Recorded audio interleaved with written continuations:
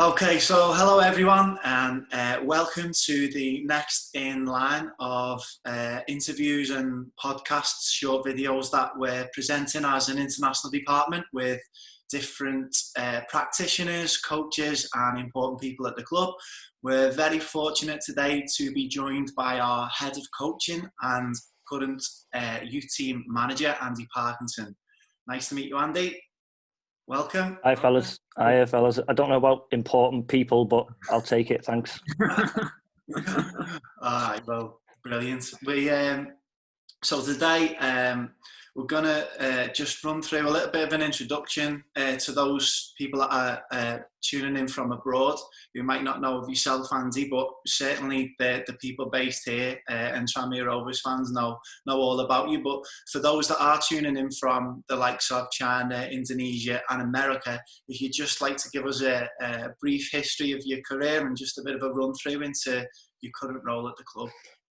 Okay, a full history might take a while, but a short version is I'm current youth team manager or stroke academy manager at the football club, ex-Tranmere player, so played for the club for 6 years in the late 90s and early 2000s.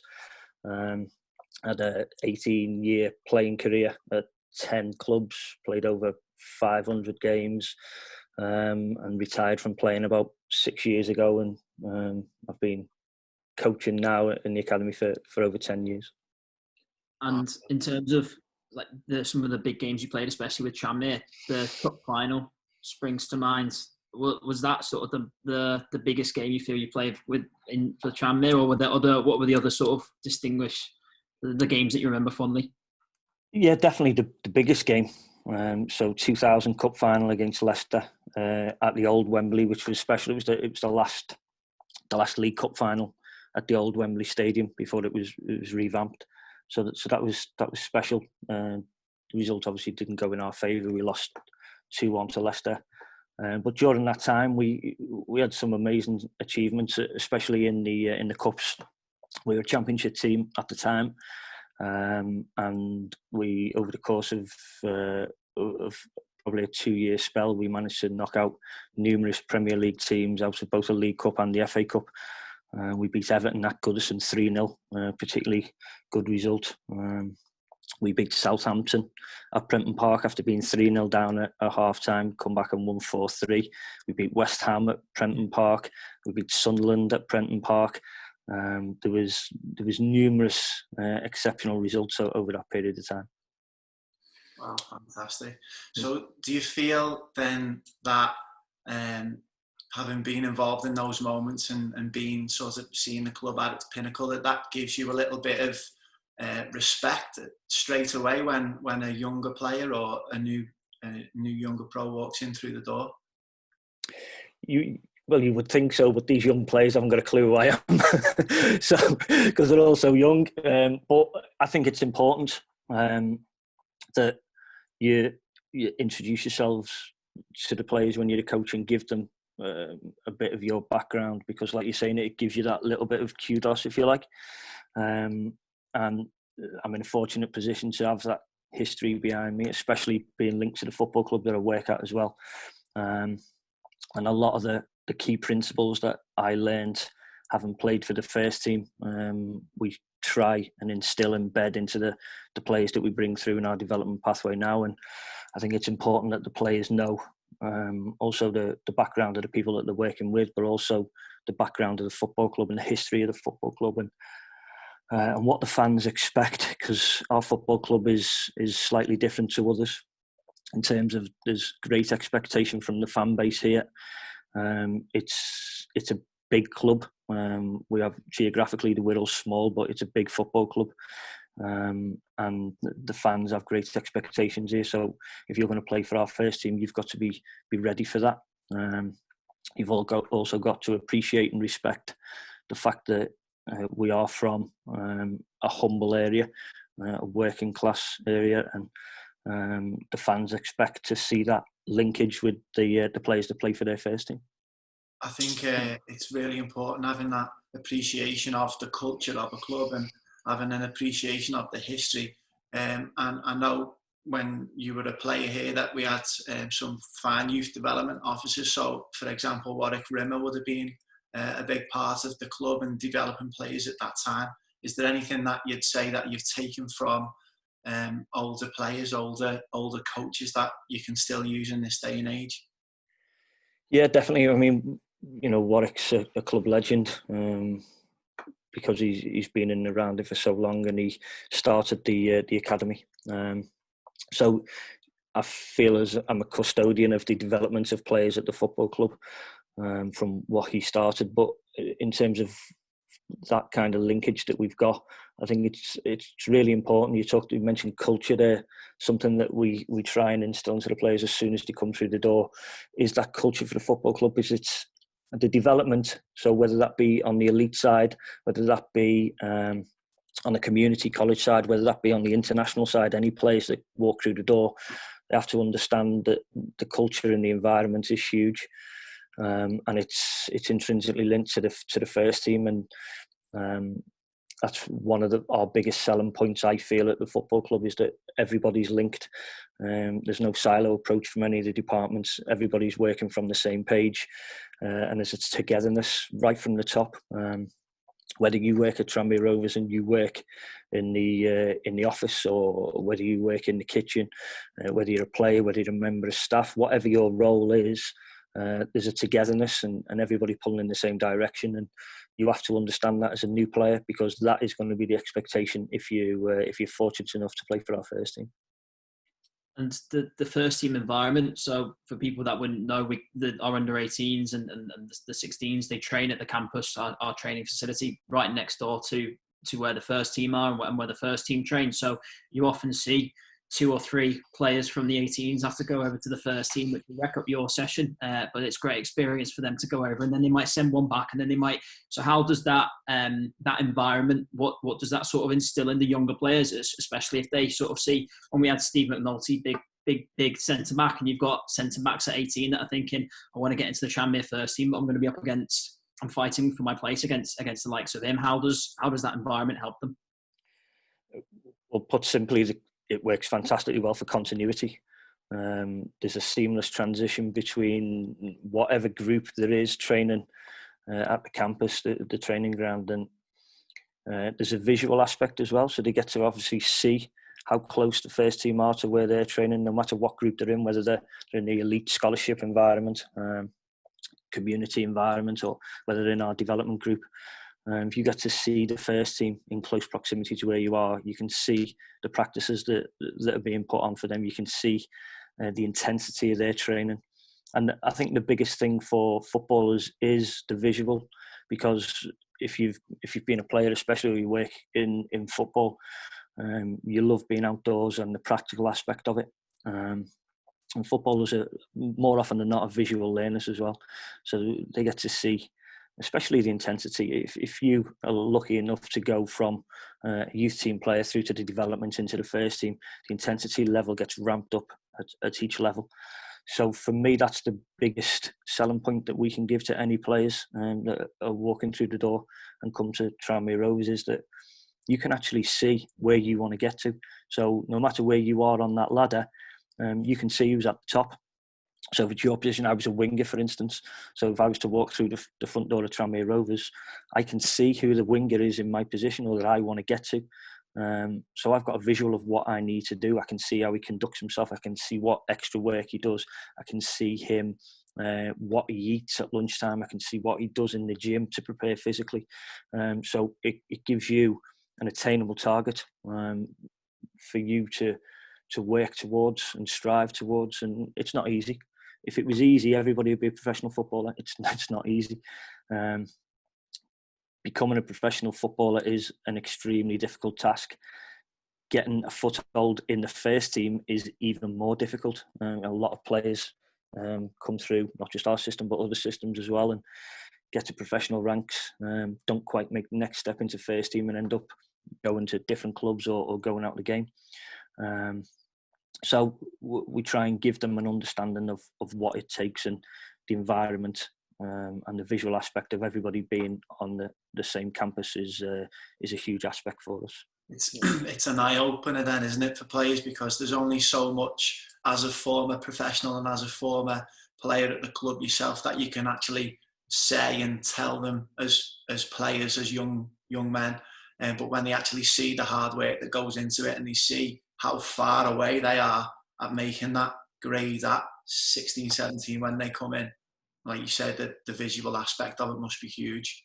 So if I can just bring things back then to your current role, and being based at the campus, you've very much plugged in to what the first team are doing, to what the under-16s are doing coming through. And there's a lot of facets and a lot of different skills that go into your role as head of coaching and youth team manager. So just if we can just go on about, first and foremost, how you would manage your staff. So I know from a club's point of view, we've got a strong link with John Moores University. There must be some good support coming from there, and how you are able to utilise that support to the maximum.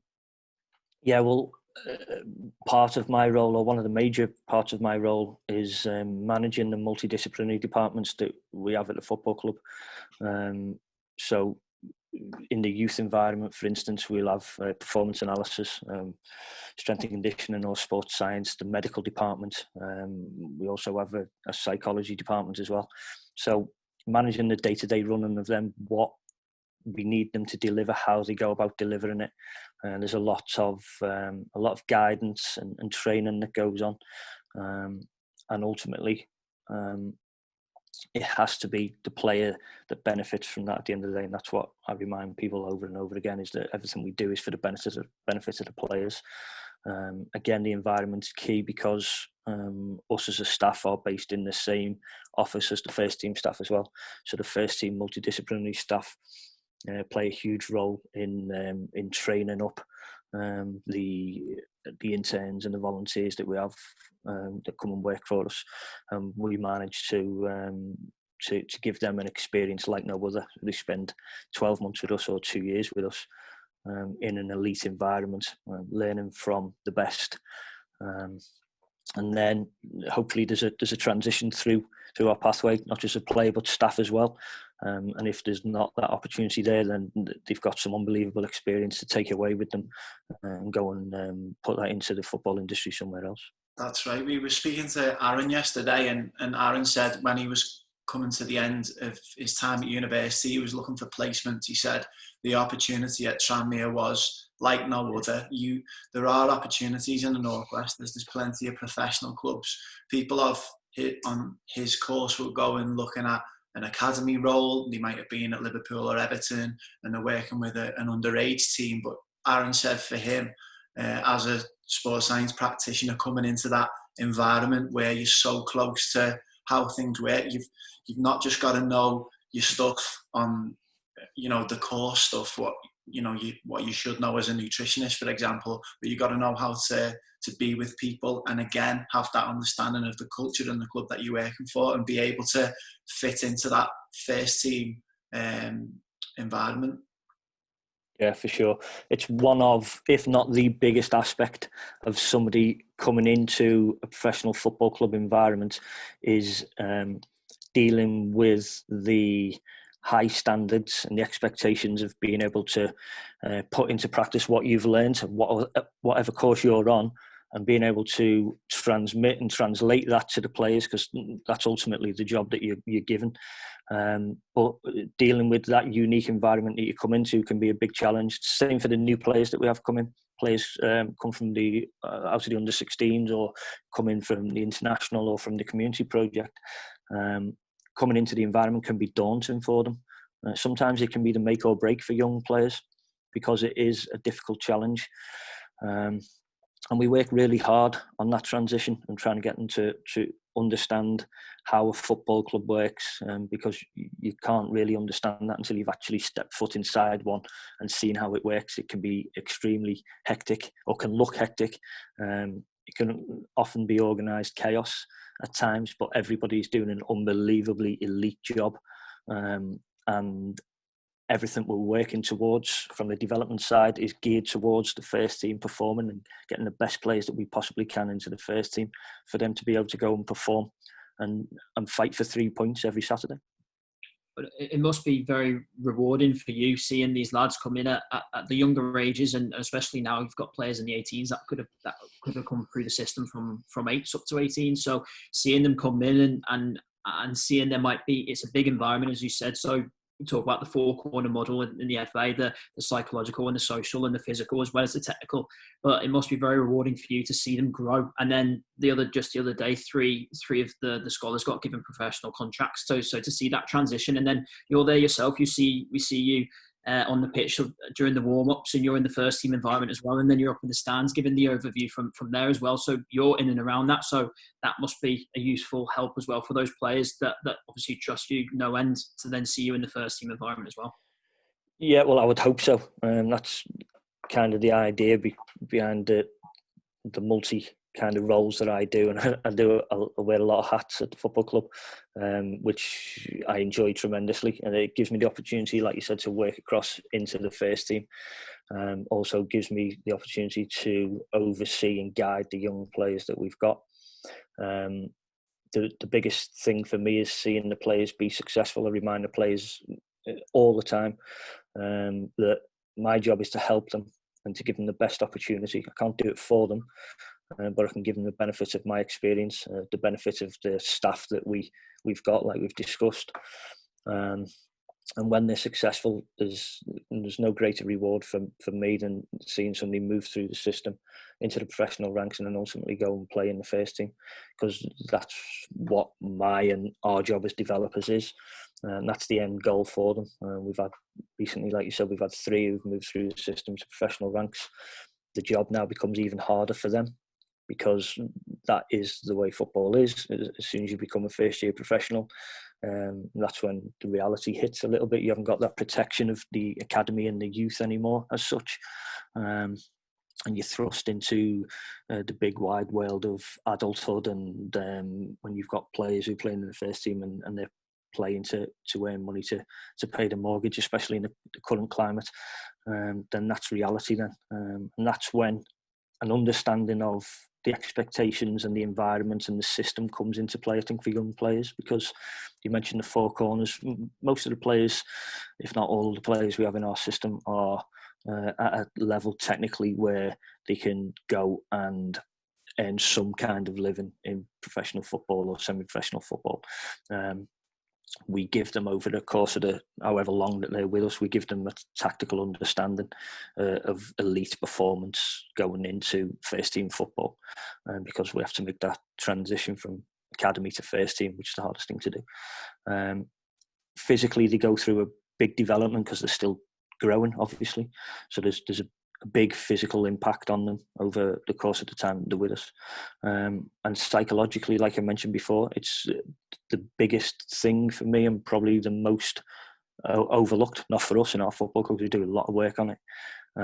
But like I said before, that could be the make or break for a young player for me, how they deal with the challenge, how they deal with failure, because failure is a big thing for me. It's an unbelievable opportunity to learn, and people look at it as a negative, but we try and put a spin on that and look at it as a positive. An opportunity to learn from your mistakes, and they've got to be able to psychologically deal with that and be mature enough to try and deal with that, because like the 3 boys that have just turned professional with us now, they're only 18 years of age. It's still young, but you know, football is a very unforgiving environment, or professional football is an unforgiving environment, and sometimes it's only the strongest survive, really. And you've only got to look at the evidence of, you look at a Jamie Vardy, how many knockbacks has Jamie Vardy had over his career when he was younger? A multitude of them, but look where he ended up, because he was able to pick himself up and get going again, and take them knockbacks, and can pretty much guarantee he didn't think negatively about them. He used them as a learning curve, took them experiences when he got setbacks, and came back stronger. So psychologically, you've got to be in a strong place to be able to deal with the environment. So would you say then when you receive a player so they come from under 16s, they get offered a scholarship, your role is to obviously to develop the whole player and the whole person. But in your experience, because there's different schools of thought on this in terms of making well-rounded players that are able to push on and earn professional contracts.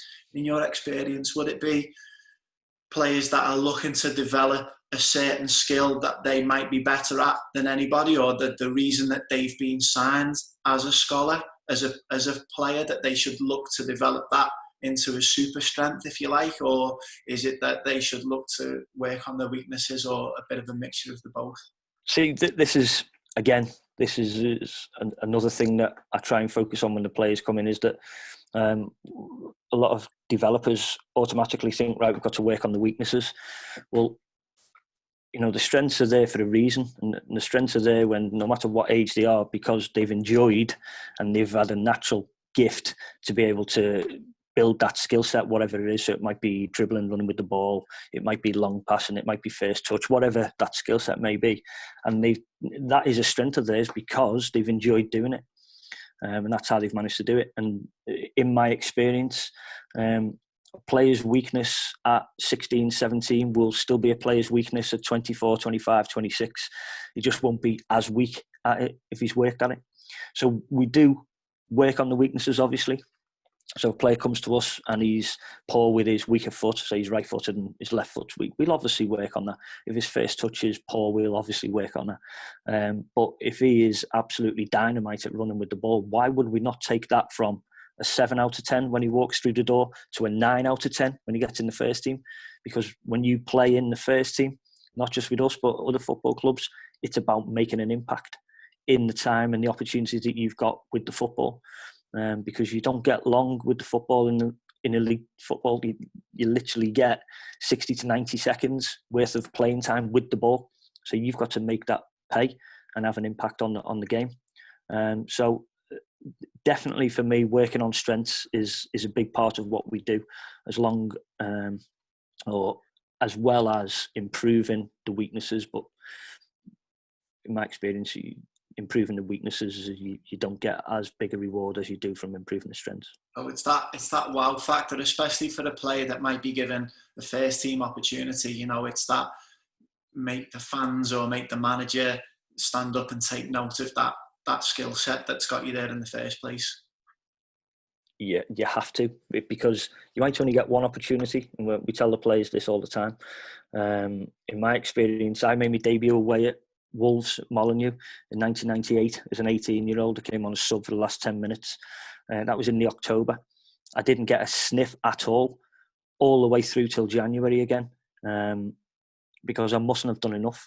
But I was lucky enough to get another opportunity, and the second opportunity I got, I started a fixture for Sunderland in the FA Cup, third round at Prenton Park, scored. It was a really good game. We won 1-0. We went through to the next round of the Cup, live on Match of the Day, all that kind of stuff.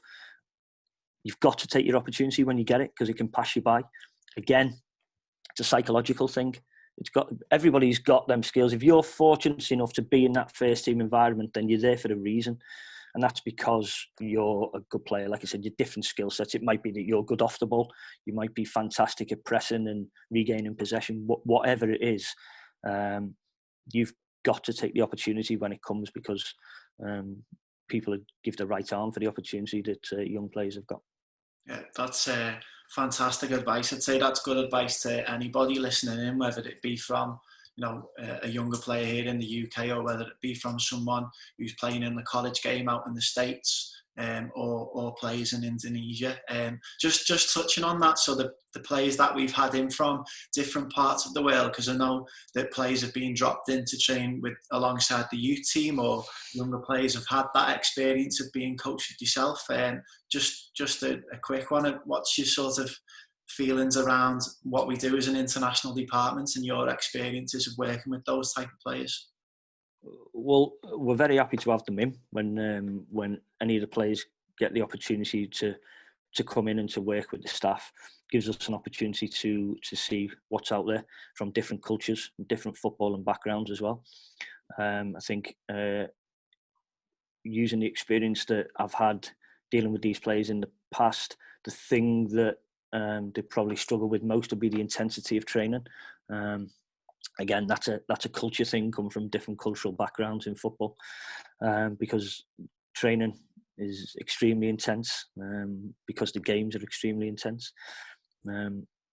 Technically, I would say that the players are more or less on a par with the young players that we've got here. But it's a very physical game in England, as we know. So you've got to be used to the intensity of training at 100% every single day, which takes a lot of fitness and football-specific fitness as well, not just the ability to run for great distances. You've got to have the intensity to be able to change direction a multitude of times in a 60-minute session. So, yeah, it's fantastic for our players as well to be able to mix with players from different cultures when they come over and train with us.